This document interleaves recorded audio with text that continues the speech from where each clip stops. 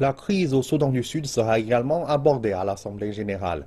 L'ONU fait pression sur ce pays pour qu'il respecte son engagement d'accepter la présence de forces régionales de maintien de la paix. Le gouvernement affirme qu'il le fera tant que ces casques bleus ne font pas partie de l'autorité intergouvernementale sur le développement, l'IGAD, à proximité du Soudan du Sud. Cependant, les dirigeants présents dans la capitale Juba n'ont pas encore décidé de quel pays ces troupes seraient issues.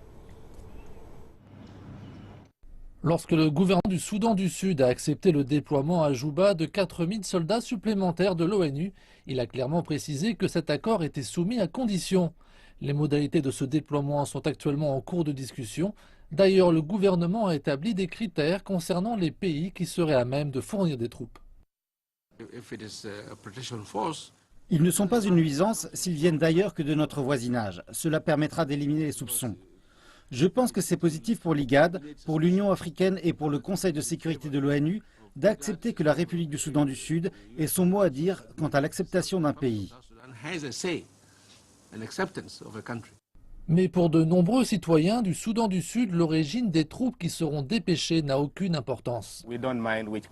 Peu importe le pays, que ce soit le Kenya, l'Ouganda ou les États-Unis qui viendra pour la paix au Soudan du Sud, cela n'est pas important pour les civils. Nous avons besoin des forces de protection, peu importe d'où elles viennent. Si ce sont des forces nouvelles, nous sommes d'accord.